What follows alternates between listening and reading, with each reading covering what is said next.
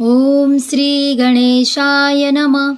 बुधवार के दिन श्री गणेश जी के 108 नामों का श्रवण करने से बुद्धि, विवेक, धन, सफलता और सभी विघ्नों का नाश होता है। यदि जीवन में बार बार बाधाएं आ रही है, कार्य बनते बनते बिगड़ जाते हैं या मन अशांत रहता है, तो आज श्रद्धा से गणपति बप्पा के इन 108 पवित्र नामों का श्रवण अवश्य करें। श्री गणपति 108 नामावली। ओम श्री गणेश्वराय नमः। ओम श्री गणाध्यक्षाय नमः। ओम श्री गणप्रियाय नमः। ओम श्री गणनाथाय नमः। ओम श्री गणेशाय नमः। ओम श्री गणपते नमः। ओम श्री गणेधीशाय नमः। ओम श्री गणप्रभवे नमः। ओम श्री गणस्तुताय नमः। ओम श्री गुणाप्रियाय नमः। ओम श्री गौणशरीराय नमः। ओम श्री गुणेश्वराय नमः। ओम श्री गुणप्रभवे नमः। ओम श्री गुणिकिताय नमः। ओम श्री गुणाधाशय नमः। ओम श्री गुणाधीशाय नमः। ओम श्री गुणदात्रे नमः। ओम श्री गुणचक्रधराय नमः। ओम श्री गुणप्राणाय नमः। ओम श्री गजाय नमः। ओम श्री गजरूपधराय नमः। ओम श्री गजप्राणाय नमः। ओम श्री गजदन्ताय नमः। ओम श्री गानकुशलाय नमः। ओम श्री गानशिलाय नमः। ओम श्री गानबुद्धये नमः। ओम श्री गुरुगुणाय नमः। ओम श्री गुरुप्राणाय नमः। ओम श्री गुरुश्रेष्ठाय नमः। ओम श्री संसारसुखदाय नमः। ओम श्री गौरयानुप्रियाय नमः। ओम श्री गौरगुणाय नमः। ओम श्री गौरीप्रियाय पुत्राय नमः। ओम श्री गदाधराय नमः। ओम श्री गौरभावनाय नमः। ओम श्री गोमतीनाथाय नमः। ओम श्री गोपतये नमः। ओम श्री गोगणाधीशाय नमः। ओम श्री गोपगोपाय नमः। ओम श्री गोलोकाय नमः। ओम श्री गोत्राय नमः। ओम श्री गोत्रवृद्धिकराय नमः। ओम श्री गोत्रपत्ते नमः। ओम श्री ग्रंथज्ञाय नमः। ओम श्री ग्रंथप्रियाय नमः। ओम श्री ग्रहश्रेष्ठाय नमः। ओम श्री गीतकाराय नमः। ओम श्री गीतकीर्तये नमः। ओम श्री गीताश्रयाय नमः। ओम श्री गतदुःखाय नमः। ओम श्री गतसकलापयाय नमः। ओम श्री गतक्रोधाय नमः। ओम श्री गयानाथाय नमः। ओम श्री गायकवराय नमः। ओम श्री सृष्टिलिंगाय नमः। ओम श्री सर्वदेवात्मने नमः। ओम श्री गजकर्णकाय नमः। ओम श्री ज्ञानमुद्रावते नमः। ओम श्री लंबोष्टाय नमः। ओम श्री सर्वमंगलमांगल्याय नमः। ओम श्री निरकुशाय नमः। ओम श्री रिद्धिसिद्धिप्रवर्तकाय नमः। ओम श्री एकपादकृतासनाय नमः। ओम श्री योजस्वे नमः। ओम श्री ग्रहणाय नमः। ओम श्री चराचरपतये नमः। ओम श्री दानवमोहनाय नमः। ओम श्री धनधान्यपतये नमः। ओम श्री नंदीप्रियाय नमः। ओम श्री पूर्णानंदाय नमः। ओम श्री भद्राय नमः। ओम श्री मनगतये नमः। ओम श्री यज्ञपतये नमः। ओम श्री रसाय नमः। ओम श्री राजसुखप्रदाय नमः। ओम श्री लडुप्रियाय नमः। ओम श्री लाभकृतये नमः।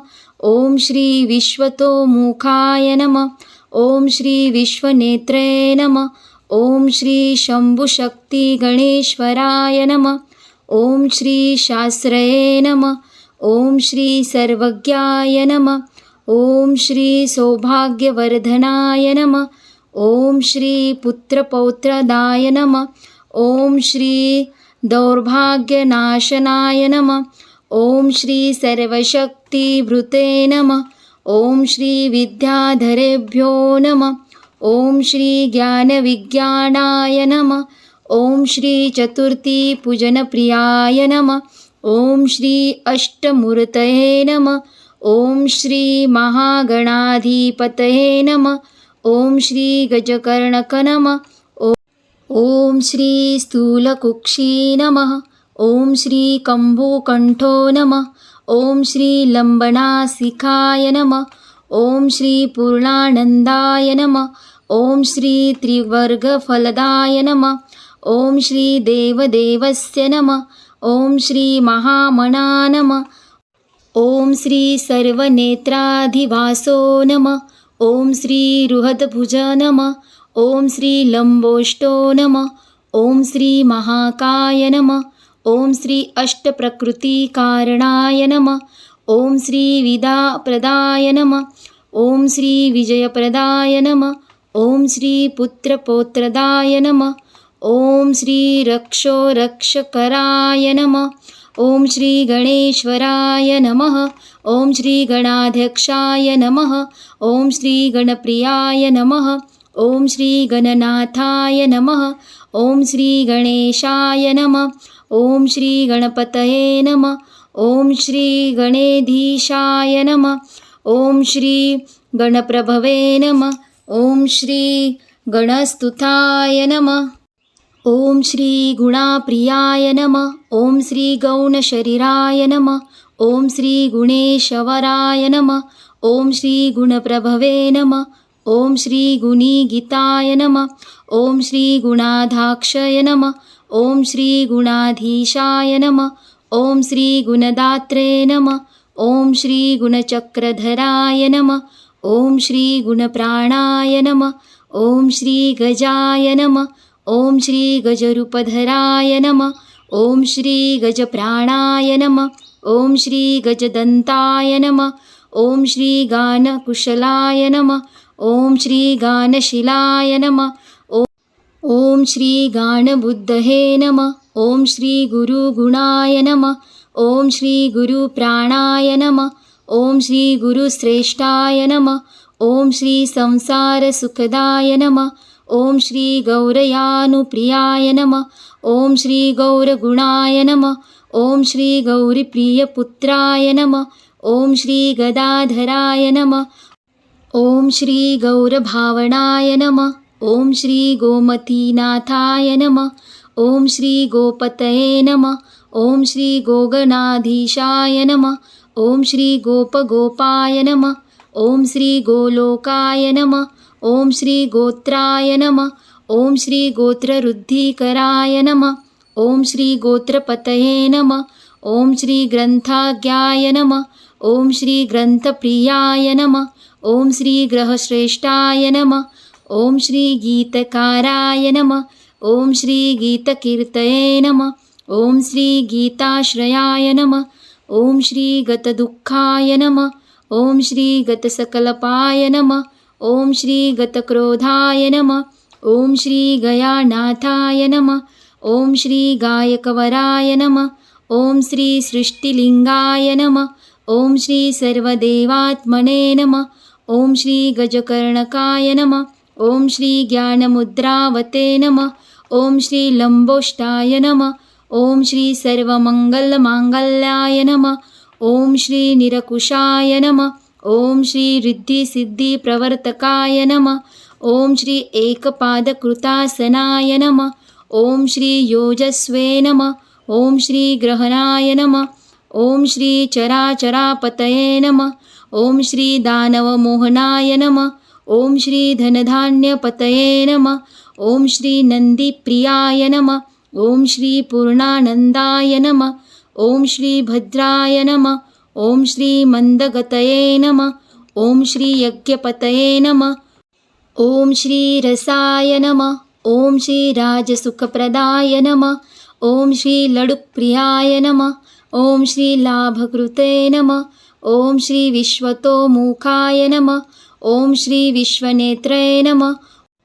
ॐ श्री शम्भुशक्तिगणेवराय नमः।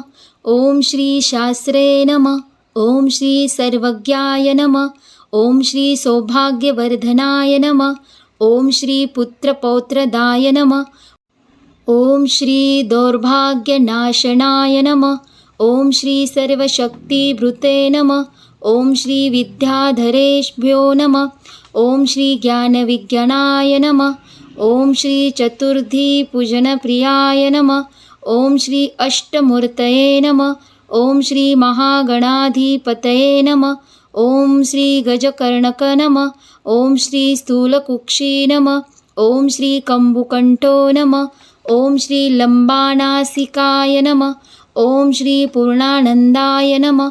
ॐ श्री तिवर्गफलदाय नमः। ॐ श्री देवदेवस्य नमः। ॐ श्री महामनाय नमः। ॐ श्री सर्वनेत्राधिवासो नमः। ॐ श्री रुहद्भुज नमः। ॐ श्री लम्बोष्टो नमः। ॐ श्री महाकाय नमः।